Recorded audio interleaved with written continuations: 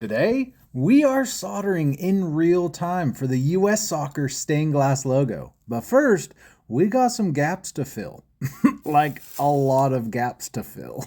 Some bigger than others, but that's life, am I right?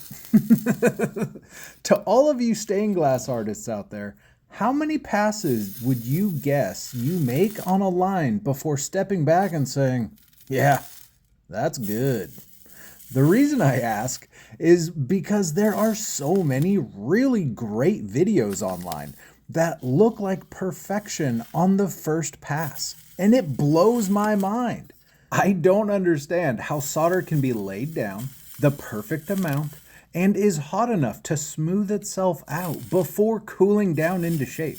Either I'm just not there yet, which is totally okay with me and probably the case, or their temp is crazy high, like over 500 Celsius.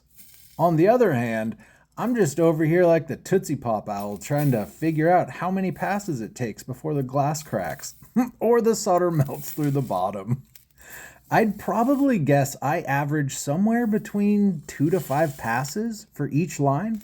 I have yet to master the single pass, unless I absolutely drop the bar of my standards.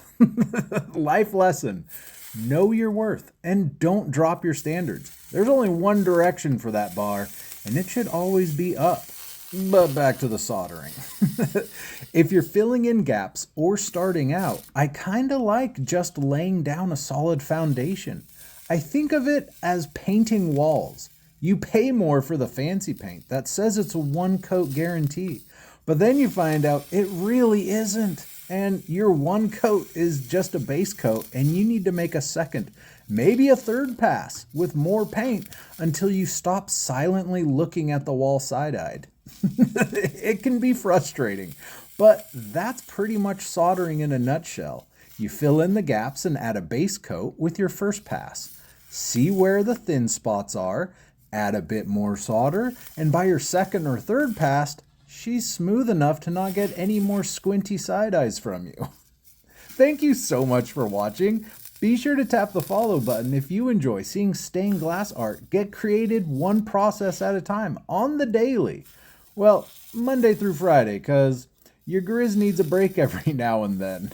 Tomorrow, we need to add hobby cane, hanging loops, then clean, patina, add rub and buff, and polish. Yeah, there's a lot to do still.